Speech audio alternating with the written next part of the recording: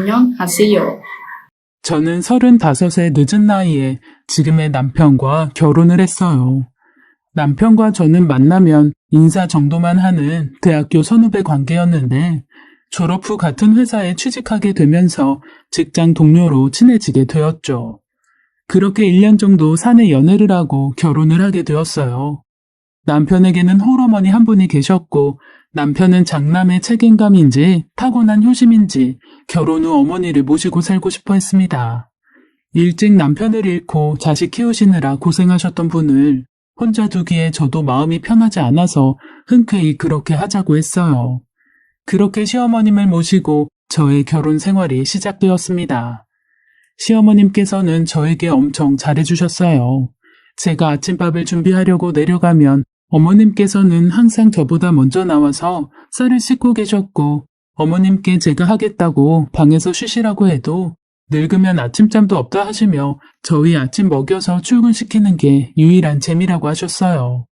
저는 어려서부터 3교대 공장을 운영하시는 부모님 밑에서 자라서 아침밥을 차려주는 엄마에 대한 기억이나 저녁에 다 같이 이야기를 나누는 엄마 아빠에 대한 기억이 많지 않았어요. 저희 부모님은 항상 바쁘셨죠.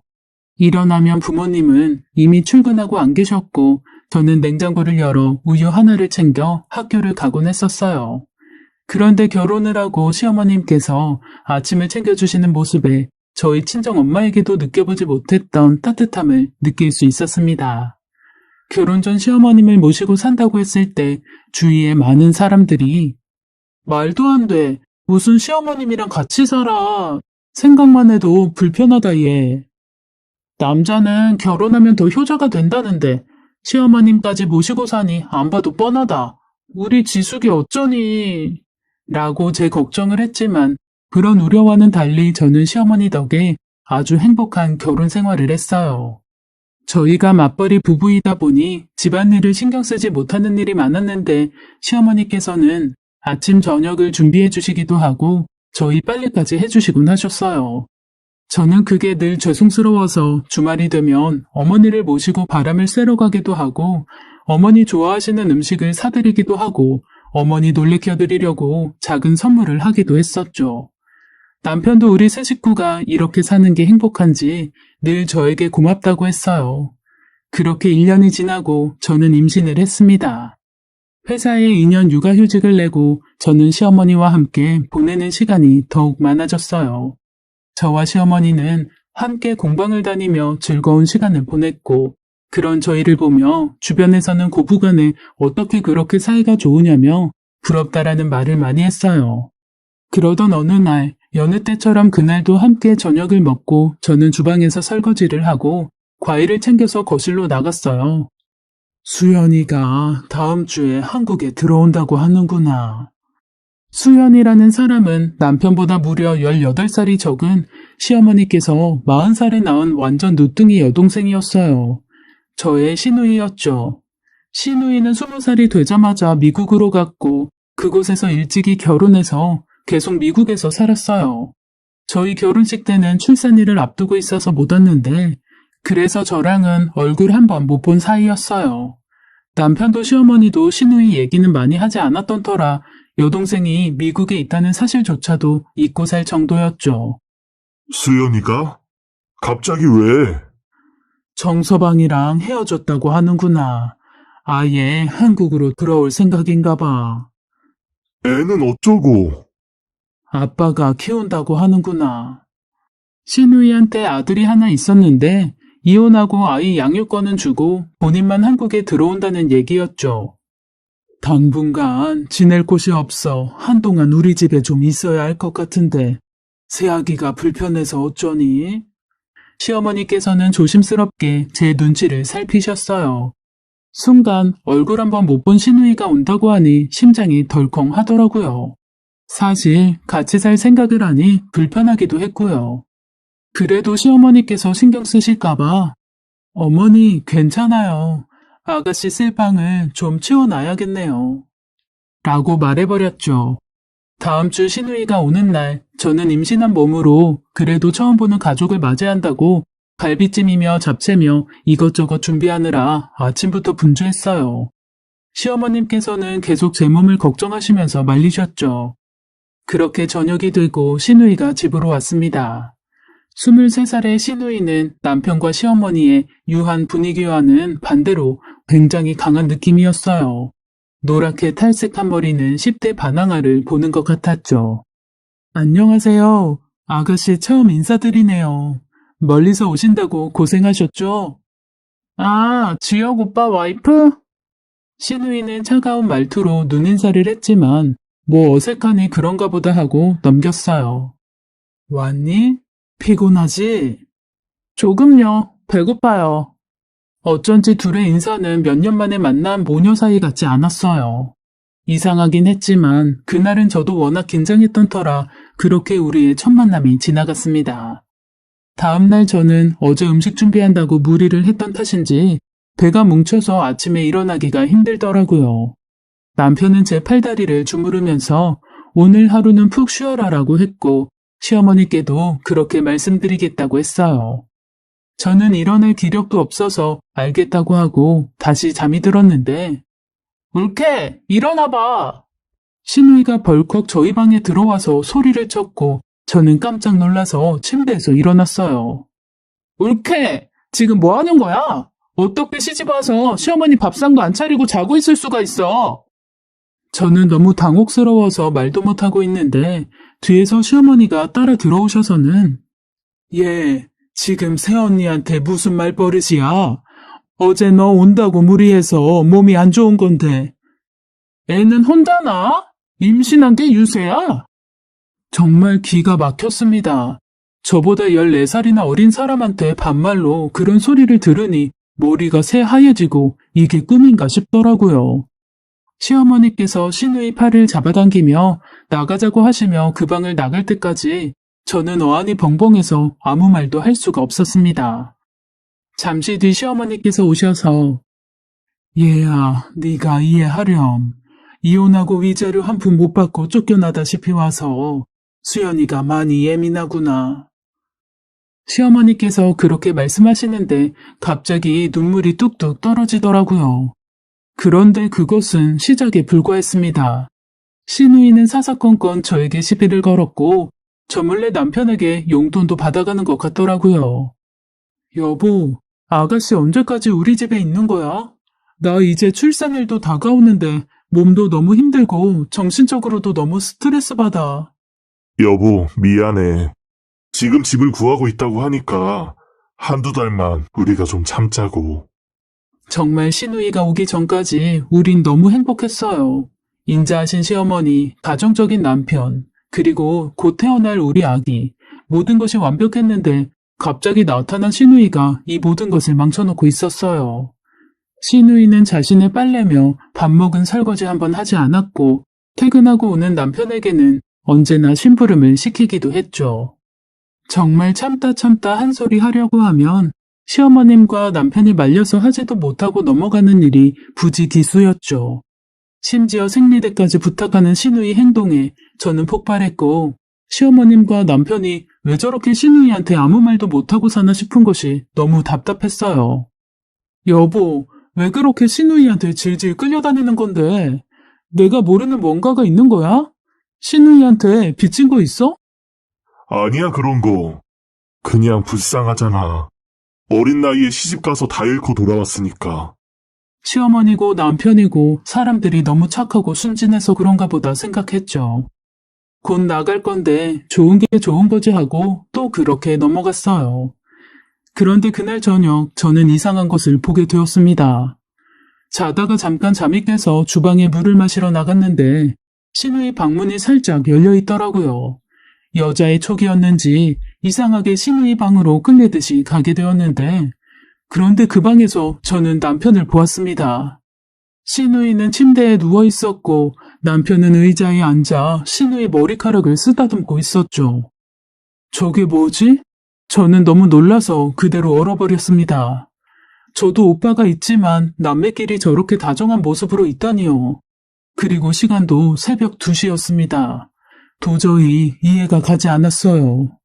그러고 보니 남편과 시누이는 뭔가 얘기를 나누다가도 제가 가면 멈춘다든지 어떤 날은 집 앞에서 마주쳤다고 같이 들어오기도 했고, 저는 점점 이상한 생각이 들었습니다.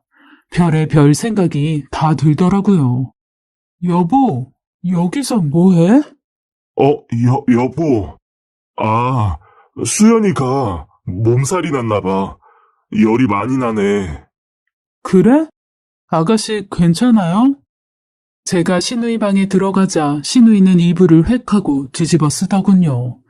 남편은 황당해하는 제 눈치를 보면서 이제 잠들려고 하네.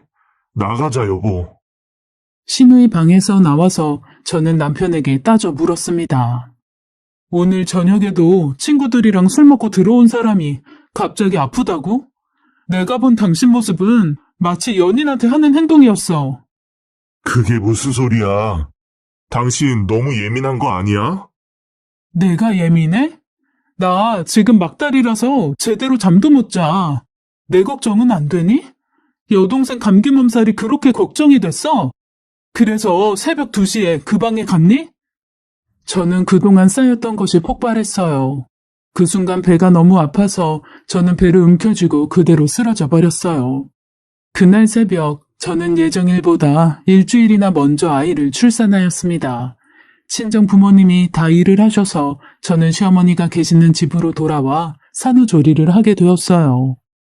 시어머니와 남편은 너무 고생했다면서 밤낮으로 저를 챙겨주셨지만 시누이는 코빼기도 보이지 않았죠. 그렇게 그날의 감정을 풀지도 못한 채 저는 육아를 하느라 하루가 어떻게 지나가는지 모를 정도로 정신없는 나날을 보냈어요. 하루는 거실에 아기를 눕혀두고 주방에서 설거지를 하고 있는데 아기가 자지러지게 울더라고요. 깜짝 놀라서 나가보니 아가씨가 거실에서 TV를 보고 있었어요. 애가 울면 좀 안아줄 것이지 쳐다도 안 보고 TV를 보고 있길래 속으로 진짜 못됐다 라고 생각하면서도 바랄 걸 바래야지 싶어 한마디도 하지 않았습니다. 우리 주한이 왜 울어? 저는 아들을 안아주었어요. 기저귀를 갈 때가 되었나 싶어서 기저귀를 갈려고 애기 옷을 벗겼는데 허벅지 안쪽이 뻘겋게 부었더라고요. 저는 깜짝 놀라서 어머, 이게 뭐야? 뭐에 물린 거야? 새하얗고 뽀동뽀동한 허벅지에 빨갛게 자국이 있으니 너무 속상하더라고요. 제 소리에 시어머니께서 방에서 나오셨어요. 왜 그래? 주한이 무슨 일 있니? 어머니, 이것 좀 보세요. 벌레에 물린 것 같아요. 시어머니께서는 알로에 크림을 가지고 오시면서 내일 당장 방역업체를 불러야겠다고 하셨어요. 그런데 시누이는 벌레 하나 물린 거 가지고 유별나기는 누구네 안 키워봤나? 뭐 그렇게 유난을 떨어요? 안녕하세요. 라고 하며 이해 안 간다는 표정으로 일어나서는 방으로 쌩 들어가 버리더라고요. 진짜 따라가서 뒤통수라도 한 대 날리고 싶은 것을 꾹꾹 눌러 참았죠. 그날 저녁 저는 남편에게 시누이의 행동에 대해 이야기했습니다. 미국에 두고 온 아이가 생각나서 더 그럴 거야. 다음 달이면 이사 나가니까 당신이 조금만 더 참아줘. 미안해, 여보. 연애 때도 다툼 한 번 없었던 남편이었는데 시누이가 이 집에 온 이후로 다투는 일이 자주 생기니 너무 속상했고 제가 육아 때문에 지쳐있던 터라 더 예민한 건가 생각했죠. 그래도 며칠만 참으면 이사 나가니까 참자 하면서 버텼어요. 그런데 다음날 아들 반대쪽 허벅지에 또 빨갛게 부풀어 오른 것을 보고는 저는 이게 사람이 꼬집은 거라는 확신이 들더군요.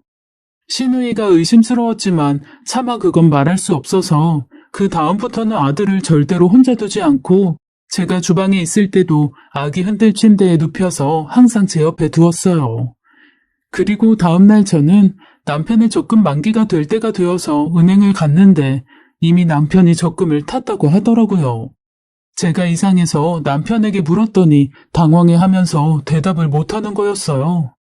아니, 어디에 썼으면 썼다고 하면 되지. 왜 말을 못해? 아, 미안해. 수연이 나갈 집 전세금을 좀 보태줬어.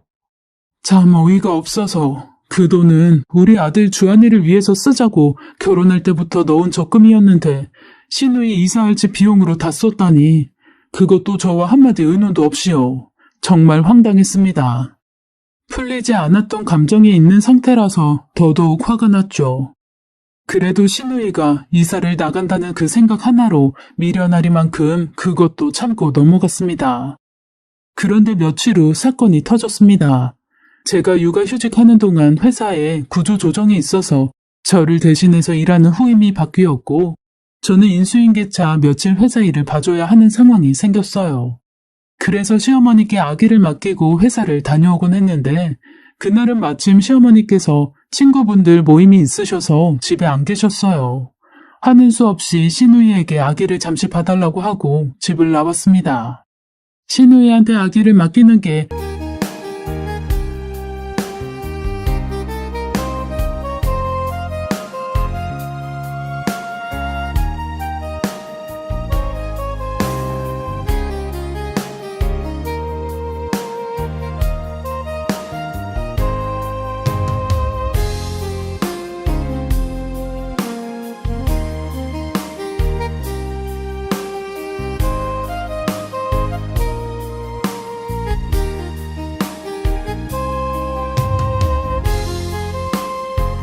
영 내키지 않았던 터라 회사 일을 보면서도 저는 계속 불안했죠.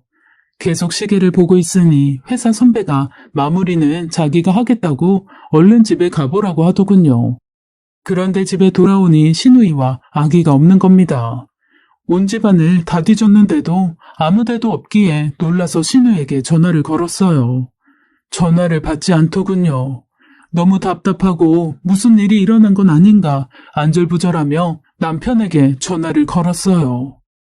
여보, 아가씨한테 주한이 잠깐 맡기고 일 봐주고 지금 집에 왔는데 집에 아무도 없어. 아가씨는 전화도 안 받아. 앞에 놀이터라도 간 거 아니야? 이제 100일 된 애를 어딜 데리고 나간다는 거야. 저는 너무 걱정이 되어 남편에게도 소리를 질렀고 그때 마침 시어머니께서 들어오셨습니다. 시어머니께 자초지종을 말씀드렸더니 시어머니께서 밖에 나가서 찾아보자고 하셨어요. 놀이터며 동네 슈퍼며 다 찾아다녀도 신우이와 아기는 보이지 않았고 그때 문득 한 가지 생각이 머리를 스쳐 지나갔습니다. 오늘은 거기서 만나. 오늘은 잘 좀 하자. 신우이는 요즘 어떤 게임에 빠져 살았는데 낮이고 밤이고 PC방에 가서 친구들과 게임을 하더라고요. 게임한다고 밤을 새고 들어오는 날도 많았죠. 불현듯 그게 생각나서 저는 동네 PC방을 뒤지기 시작했습니다. 그리고 한 지하 PC방 구석에서 친구 3명과 게임을 하고 있는 신우이를 발견했습니다. 주변을 둘러보니 신우이 뒷자리에 아들 주한이 유모차가 보이더군요.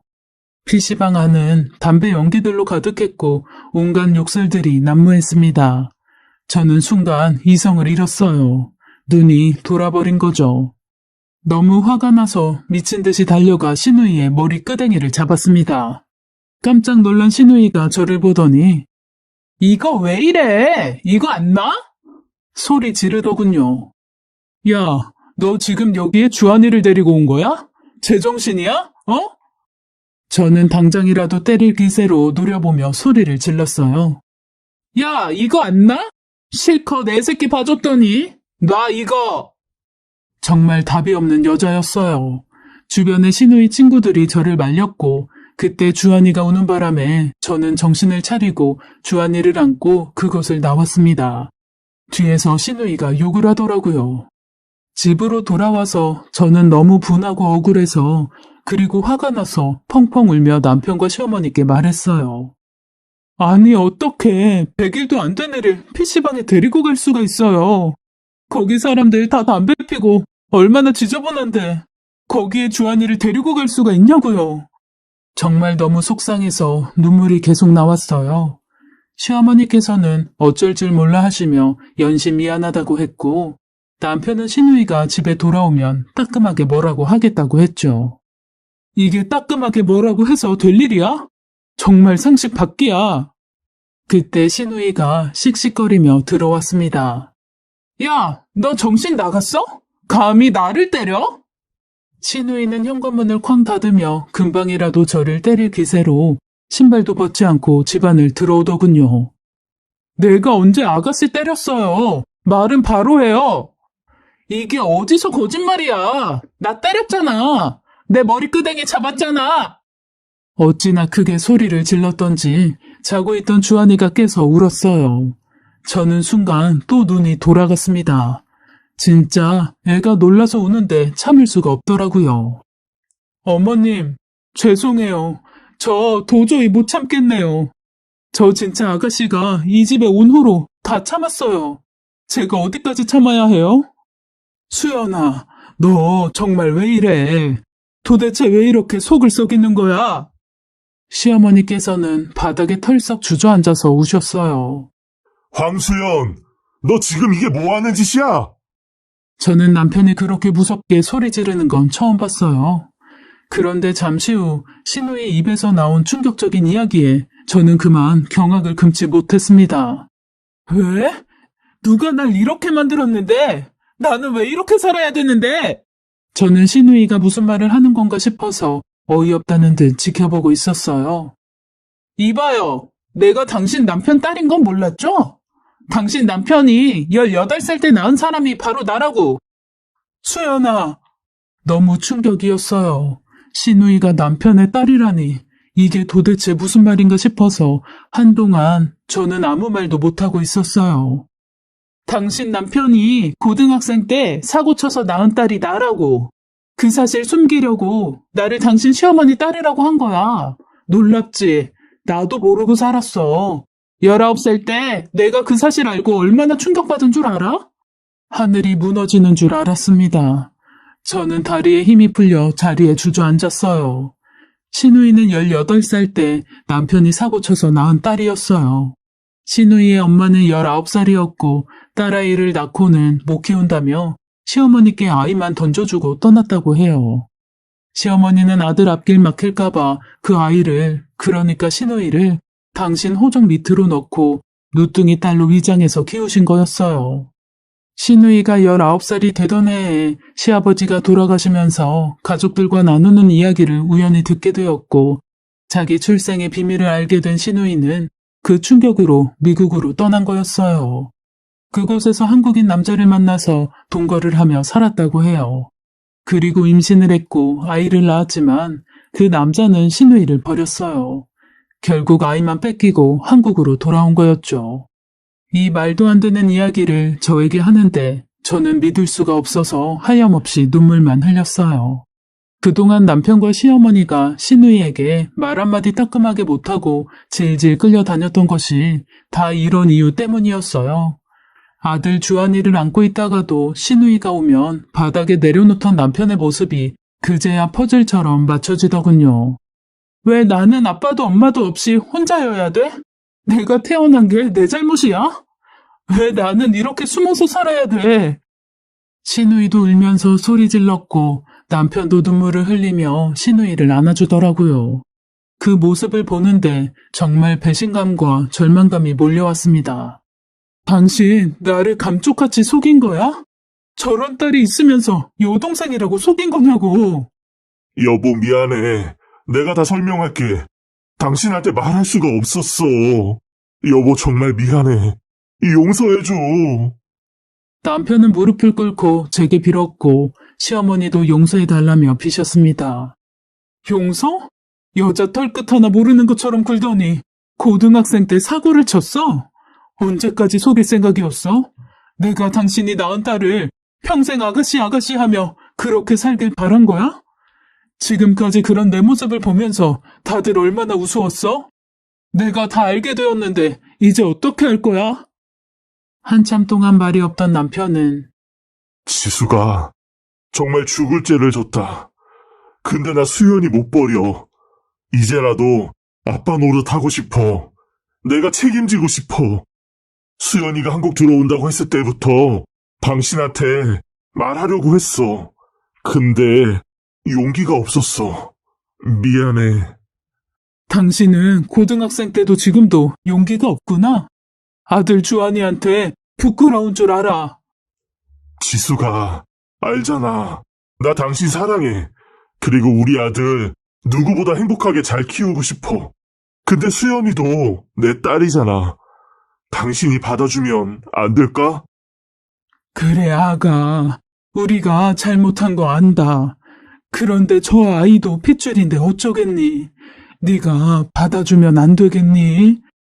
아, 정말 이 사람들 제정신 아니다 싶더군요. 이제 와서 자신의 숨겨둔 딸을 받아들이라니요. 정말 정신이 혼미해졌습니다. 그런데 그때 나는 저 여자를 엄마로 받아들일 생각이 없어. 아빠가 선택해. 나야 저 여자야? 수연아, 선택하라고. 아빠 노릇하고 싶다며. 나한테 기다리라며. 미안하다며.